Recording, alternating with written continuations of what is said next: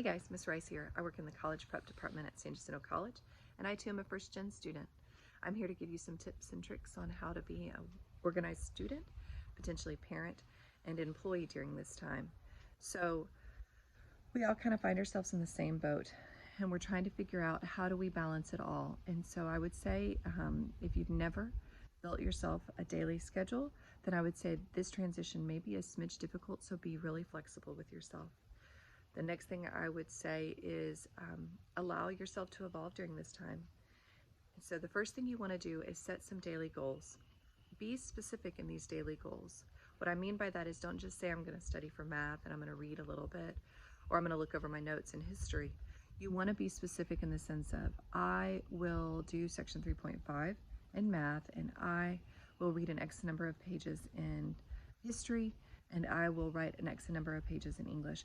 The more specific you get here, the more it seems like you can check it off of a list, and sometimes that brings some satisfaction. It feels like you're doing some objectives, and it feels like you're meeting some little goals. So also in this goal setting, put some personal goals that you hope to attain.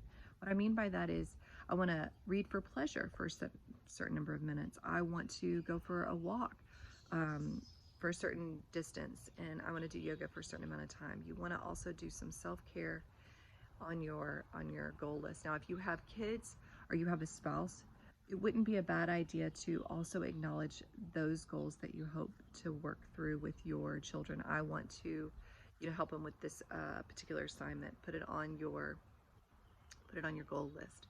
Okay, once you've built your goal, simultaneously you want to build a daily schedule. So break it down into chunks. Again, if you've never done this before, maybe do 2-hour chunks, 8 to 10, 10 to 12, 12 to 2, and so forth.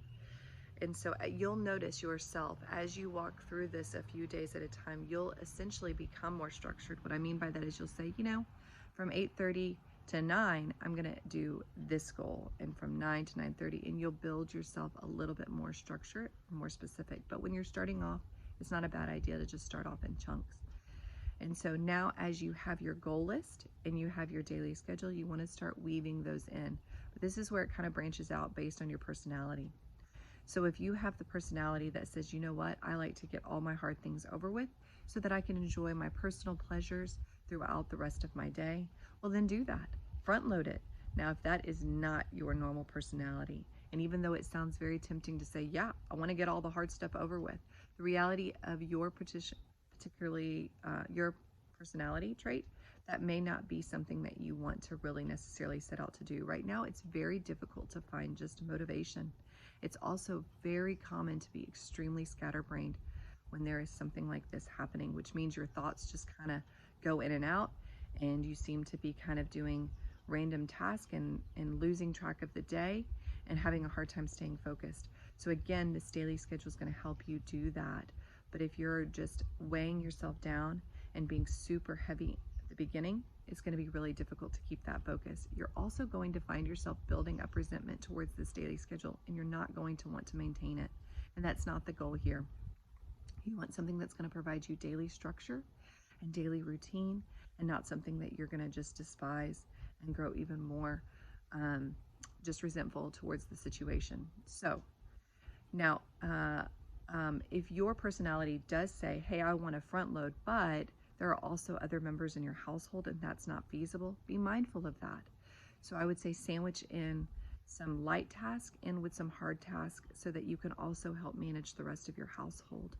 And so it's also probably not a good idea to have your difficult task scheduled at the exact same time as somebody else's difficult task, for instance, your children.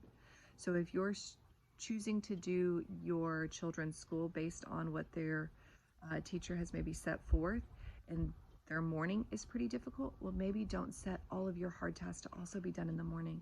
When your children have downtime or when it's nap time, well, then that's when you want to schedule your difficult task for the day to do. And so, again, allow yourself to be flexible here. Allow things to be ever evolving. I know for me, a mom of 5 who is now working from home with her husband, it is very difficult to fit it all in and also take into consideration our personal time and personal self-care. And so I totally get it. But again, be flexible with yourself, be flexible with those in your household, be patient with yourself. Reach out to your professors and say, you know, I'm still evolving in my daily schedule, and I'm sure they will be kind and caring with you during this transition.